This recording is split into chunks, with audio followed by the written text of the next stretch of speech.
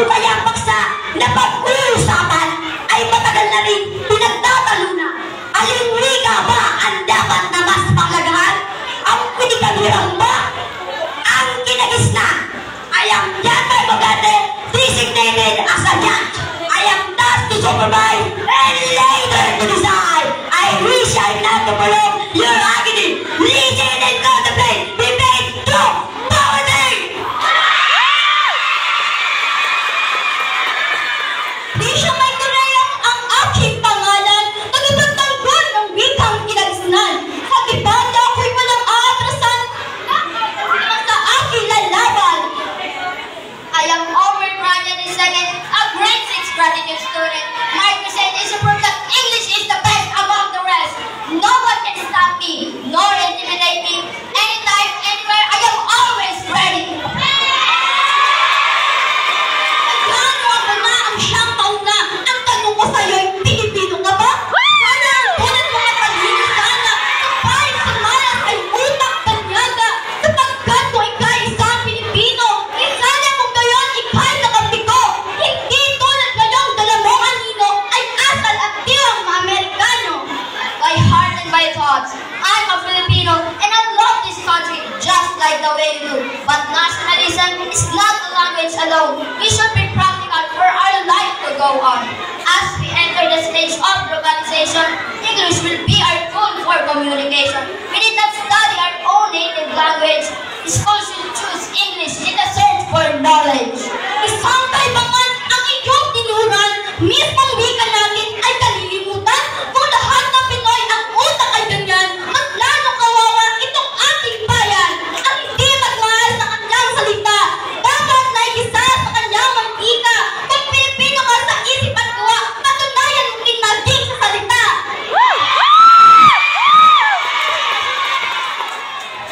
In chemistry, physics, biology, and math, Filipino language is surely not enough for comprehension and to avoid confusion. English will be the only solution. Modern technologies are printed in English. Translations will take time for us to accomplish. And if indeed you'd like this country to prosper, educators should try to teach English better. Sa matematika at kahit sa agham, terminolohiya ay maaaring tubasan. Lahat ng salita ay pwedeng matapatan. Gagamitin hanggang sanay sadya. Your idea is good, but it may not be sound to prove. And to tell you frankly, I find it so absurd as an Ilonggo or a Cebuano. They do not understand wikang Filipino. We can't rely on the Filipino language. Confusing dialects is our disadvantage. For practicality and to achieve unity, English language should be our first priority. Ikang Pilipino ang tanging pag-asa upang tayong lahat ay ngayon nagkaisa. Makamtan na basta, tunay na paglaya at di sa tayo ay palaging umasa. Nagkakatakot tayong Pilipino, Ingles ang ginamit na siyang instrumento at diwang kolonyal na tanim ng tayuhan. Inaani natin ngayon kahirapan.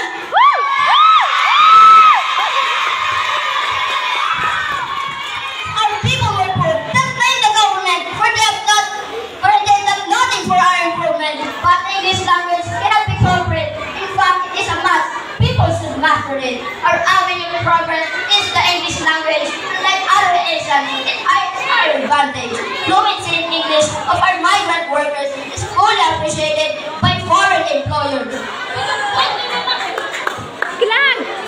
Baluktot na naman ang iyong kasbilan na magpanipin sa mga katayuhan. Sa tono ng iyong pag-usap ngayon, nais mong matulad kay Flor Contemplacion. Aanhin ang Ingles kung ika'y alipin. Sa araw-araw ay may aming susundin. Pagka Pilipino ay huwag mo ang parabain. Dahil kayo manggi ay iangat natin.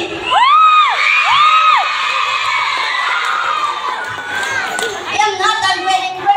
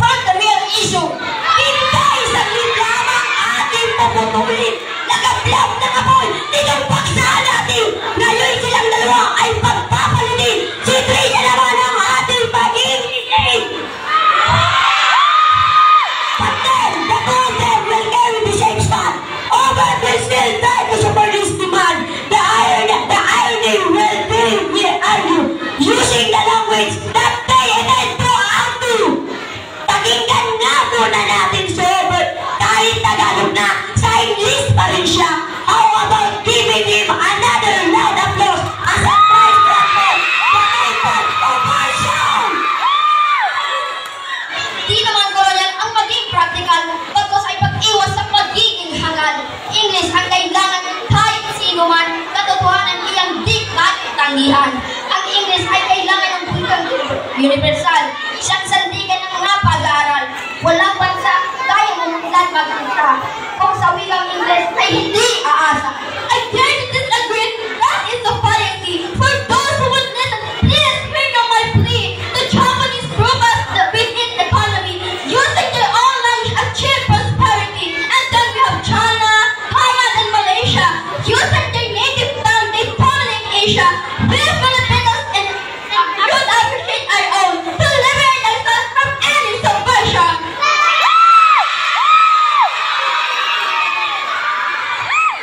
Kasi numalingan ang iyong tinuran ng dahil sa iyo ay undat ang Japan. Kahit dami nila ang sariling wika, sila'y hindi nagbansang Amerika. At kahit China, huwag mong ipagyabang, komunismo ay kanilang kinalikuran. Mga inchik ngayon ay nais pag-Ingles at kapitalismo ang siyang ninanay.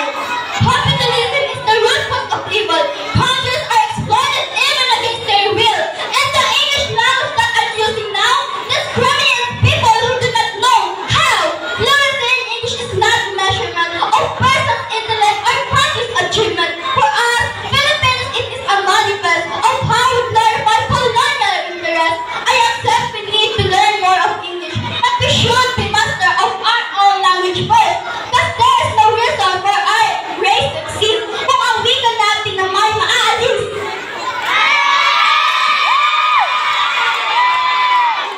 Aminin na kasi na sadyang talunan. Ang lahat sa mundo, English ang kailangan.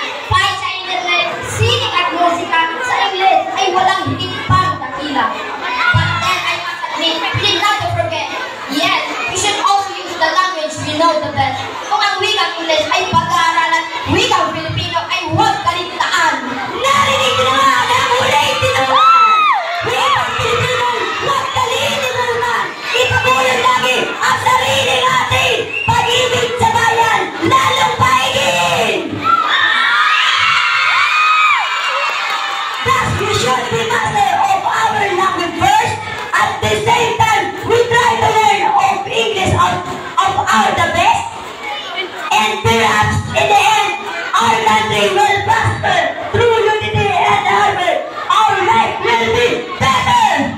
At sa hapong ito ay napatunayan na ang wika'y sadyang makapangyarihan. Kapwas lesyan, ating kahiligan na kami pong tatlo